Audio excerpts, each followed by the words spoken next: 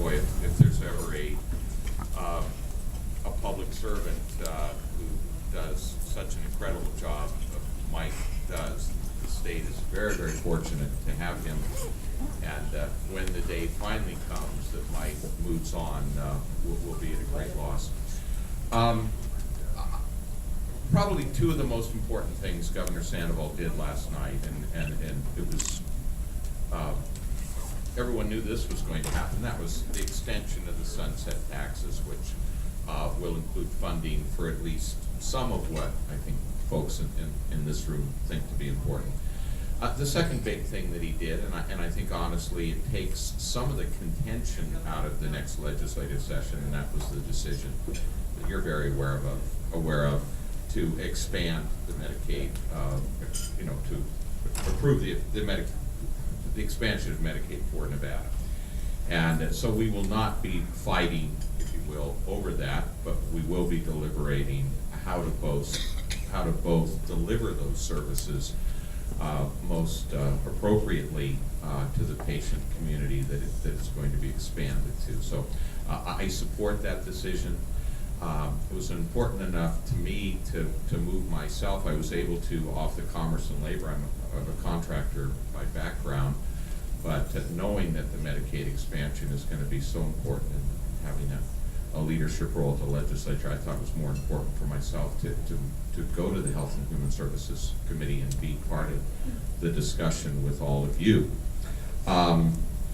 One of the things that you've heard me talk about, and if I don't mention it, John certainly will, and it was mentioned by the governor last night, and that was the concept of cost sharing. He didn't mention co-pays specifically, I don't think, and although you've heard them attributed to me, and I'm here to acknowledge first and foremost to you that, because you're very aware of it, that's problematic in a number of areas. We are talking about people that are the poorest of the poor in many cases, and co-pays, especially legally, have not been too palatable to the Ninth Circuit and states in our region, in both California and Arizona, that have attempted to do some version of them, have not been successful because of the legal challenges. On the other hand, there are provisions in the Affordable Care Acts for premiums or cost sharing principles. And one of the things that I think Nevada is wisely doing, and under the stewardship of Mike Weldon and the support of the governor, is planning to move in the expansion populations or portions of the populations into more and more managed care organizations, which I think have so far anyway been found to have been the best way to help with the delivery of healthcare services to the largest number of patients. And so I believe that was part of the negotiations with Governor Sandoval, and I'm proud of the fact that he was the first Republican governor to accept the expansion. Others are now lining up behind, it would seem. But he negotiated quite strongly, from what I understand, about being able, in the waiver that's forthcoming, to expand managed care. I would like to see expanded even further, and I've had discussions with Marilyn Kirkpatrick and Maggie Carlton, who will not only be chairing the Money Committee, but has quite a background herself in healthcare. I think she's been part of a nonprofit and a service provider, so she brings quite a bit of wisdom to the issue itself on the Ways and Means Committee, importantly. But we would like to see more opportunities for nonprofits to be able to participate in servicing the patients in the Medicaid expansion. So I hope we have healthy discussions, and I guess my philosophy, and I'll stop with this and answer your questions when we get to it, with respect to co-pays, it cannot be, and it isn't for me, coming from the sense that, gee, the poor just have to learn to pay more. After all, other people in most of your worlds, you're paying premiums, you're paying high deductibles, you're paying co-pays. Why aren't others? My philosophical point of view is, and I'm trying to find a way to say this better, but it's true as we all, I think, more or less agree that it's better to teach a person to fish so they can eat for a lifetime. I think it's important to find ways that people share in the personal responsibility and the positive incentives if you talk about cost sharing.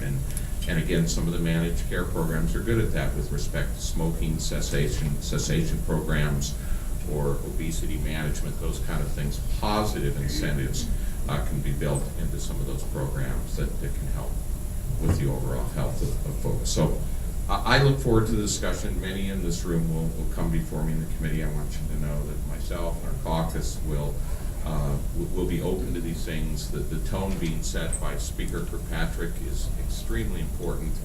And Marilyn said to me, I don't know if any of you saw the Ralston thing last night, but she said, don't let him divide us.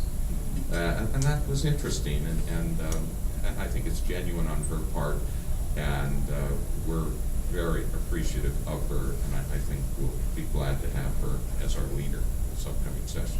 So, thank you. Thank you, Assemblyman Hickey. I'm glad you're giving more thought to the Medicaid copays. Okay, next up we have Paula Berkeley, who is a community advocate and experienced lobbyist, and she represents the Food Bank of Northern Nevada, as well as domestic violence groups. Hi, good morning. It's too bad we didn't get more than this morning to look at the budget. It's now on the internet, and we can kind of start seeing the details, but it seems how it's 3 reams as tall. I don't know nothing. I will say to begin with, to help everybody else out hopefully too, Mike is really good about putting highlights of the budget for human services on the webpage, and I think it'll be up before the day's out, so you'll be able to look there and see what category of interest you have and see what Mike has won for us at that point. So that's one little tidbit. I think the biggest thing that the food bank is going to be looking for this year is following up on something that we've worked on for 6 months now with Mike and the agencies that deliver the federal nutrition programs, and that is the development of the first state security plan, so that we now have a direction to address hunger. The governor has identified core functions of government, and one of those core functions is food security. So we have a new lease on life to start organizing and coordinating our resources. And I think one of the things that both sides of the House always like to hear is when we share our resources, we coordinate our resources and become more efficient. And so that's what hopefully the hunger plan will do, and bring millions and millions of federal dollars back to Nevada at the same time. So we're really excited about it. Again, I think that we owe Mike Wilden the main source of our success in this. He has dedicated, or is recommending to dedicate $2.3 million to food insecurity this year, and that's the first dollars the state of Nevada has ever given to hunger issues. So this is a new day for us, for all of the community. I know that you probably, well actually I need to thank all of you, because one of the things that helped us get this started was the state did a survey on what were the better uses of the tobacco funds. They did a study and went out and did surveys, they did interviews, they did focus groups, they went all over the state, and the number one need identified was food. So because of that, food, Mike picked that up and has dedicated that money. So really, it was you guys telling them that food was really an essential element to making all of us successful, I think. Can't do much without food. So, I think if I had a recommendation for this next session for all of us, is to definitely pay attention to the Medicaid expansion. There are great opportunities to either access money, because there is some money behind it, but also to coordinate our services better and in a new and improved way. And whether it's through the new Silver State Exchange and that whole computer IT system that will allow people to actually contact the state through the internet and apply for needed services, I think there's huge opportunities. And I even though they're extremely boring sometimes and highly technical, I'm going to be sitting down there listening to hours and hours of testimony on it as well, because I think there are going to be opportunities to expand our services and our needs by supporting the needs that the state, this huge healthcare boat that they're now turning in the water, and we can hook in and go with them and complement each other. So I think that's probably the one thing that I'd recommend. Great, thank you, Paula. Next, we have John Sasser, who is a longtime community activist and advocate for human services. He's the statewide advocacy coordinator for legal services. Thanks, Stacy, and delighted to be here this morning. Last 2 hours were wonderful, and hopefully you get something out of this.